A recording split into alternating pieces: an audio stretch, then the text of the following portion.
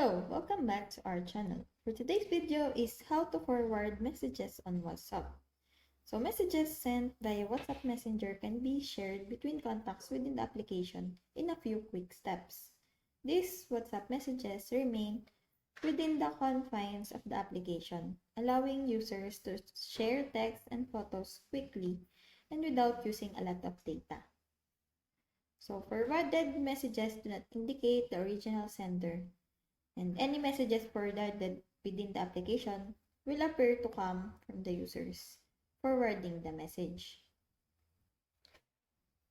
So what you want to do is open your WhatsApp, then select a conversation of your choice, and then tap the conversation and press forward. Forward to the person you wanted to forward to. And press send.